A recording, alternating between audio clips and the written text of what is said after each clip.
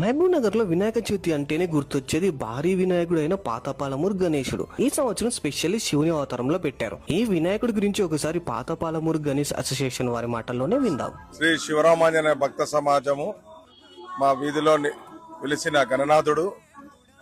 ఈ సంవత్సరము మా గణనాథుడు ప్రత్యేకత ఏంటంటే శివుని ఆకారంలో ఒక చేతిలో డమరుకము, ఒక చేతిలో త్రిశూలము, పైన తలపైన గంగాదేవి, ఆ విధంగా ఈసారి తయారు చేపించాము ధూల్పేటలో. అయితే మా వీధిలో ఉన్న ప్రతి ఒక్కరు కూడా సహకారంతో, అలాగే మా కమిటీ సభ్యుల సహకారంతో, మా వీధిలో ఉన్న మైనార్టీ సోదరుల సహకారంతో కూడా ఈ ప్రతి సంవత్సరం కూడా ఇంత ఘనంగా మా వీధిలో నిర్వహిస్తున్నాము. మా గతంలో గుడి లోపల వినాయకుడిని ప్రతిష్ఠించేవారు. దాదాపు మేము ఒక 30 సంవత్సరాల నుంచి గుడి బయటకు తీసుకొచ్చి గుడి ముందల పక్కలో ప్రతిష్టాపిస్తున్నాము ఇంత భారీగా. మరి 67 సంవత్సరాలు అవుతుంది ఇప్పటికి. 67 సంవత్సరాలలో గుడి మా టెంపుల్ శాలివాహన శకనం అప్పుడు ఇది. అంతకుముందు గుడి లోపల చిన్నగా ప్రతిష్టాపించే వాళ్ళు.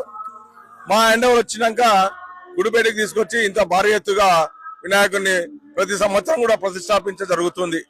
అలాగే మా కమిటీ సభ్యులందరూ సహకారంతో ప్రతి సంవత్సరం కూడా ఇంత గ్రాండ్ గా చేయడం జరుగుతుంది. అదేవిధంగా మా వినాయకుని కింద మహబూబ్ నగర్ ఇక్కడి నుంచే స్టార్ట్ అయింది. అందుకే మా వీధి పేరు పాత పాలమూరు అంటారు. ఇక్కడనే పాలమూరు ఇక్కడి నుంచే స్టార్ట్ గా అయింది కాబట్టి ఇక్కడే ఒక బొడ్డురాయి ఉంది. పాలమూరుకి ఫస్ట్ బొడ్డురాయి ఇదే. ఆ బొడ్డురాయి కిందనే వినాయకుడు, ఆ బొడ్డురాయి కింద వినాయకుడు ఉన్నాడు బొడ్డురాయి.